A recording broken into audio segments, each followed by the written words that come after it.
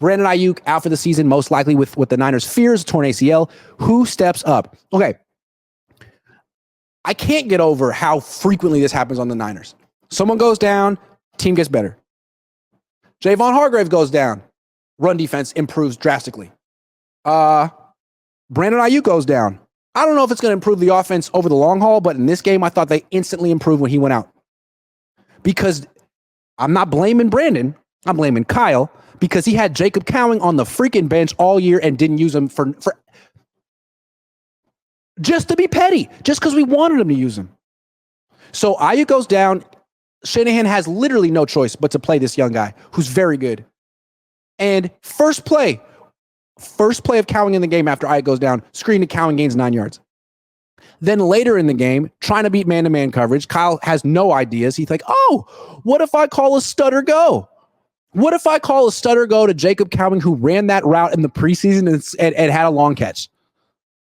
Why would you not go back to that? What? So he had a bright idea, and it freaking worked. Imagine if Cowan had been on the field the rest of the season. They might have won some of these games. Like, Jennings is hurt, but so far this year, the Niners' best receivers on the team, just in terms of ability, Jawan Jennings and Jacob Cowan. Maybe Ricky Pearsall will be in that group too. It's just his first game. It's too early to say. Jacob Cowan has been practicing with no setbacks, no injuries for months, and you can see it. He needs to be on the field. He's really good. He's explosive. He's fearless. He can beat man-to-man coverage. He can run slants. He can run double moves. He can run screens. He can run jet sweeps. Can you imagine what Andy Reid would do with Jacob Cowan? Meanwhile, Kyle Shanahan was over here telling us he wasn't ready. And then as soon as Aiyuk goes down, oh, turns out he's ready. First play. What was it like 3 weeks ago when John Lynch went on the radio and was like, hey, watch out for Jacob Cowan. He's going to play today. Didn't play. After the game, Kyle was asked about it. He's like, well, he's not ready. He was. Are you not getting tired of Kyle Shanahan? How often does he have to not play the best player before you're like, he doesn't know what he's looking at? He doesn't know football. He knows a scheme. Can't adjust. Can't set his lineup. You and I can tell him who his best players are better than he can say. But at least he has Cowan. And here's the thing. A lot of people give Kyle credit for these picks and for being a general manager. Yes and no. To me, this scouting department preceded Kyle and preceded John.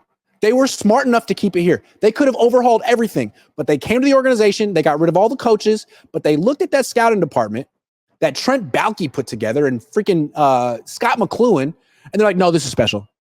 We're keeping this as is. We want these scouts. So like Tariq Ahmad, I don't know exactly how you pronounce his last name. My bad. But he's his Niners head of scouting. He's the new Adam Peters. Doing a great job. This draft was great. Deserves more credit. He's been in the organization since 2014. He was here when Harbaugh was here. A lot of these scouts were here when Harbaugh was here, which is why this team kind of feels similar to those Harbaugh teams sometimes. Because those scouts are really freaking good. Jordan Mason, Jawan Jennings, Jacob Cowan, Brock Purdy, George Kittle. These are scouting finds, not Kyle Shanahan discoveries.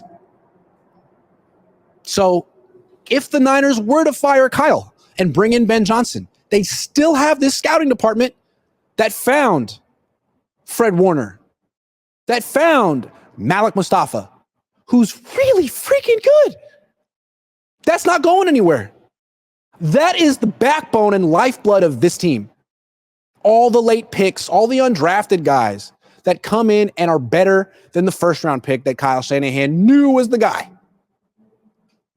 Better than the guy making $30 million a year that Kyle Shanahan couldn't live without. Thank you, Trent Baalke. Thank you, Scott McCloughan. Seriously. Tariq Ahmed.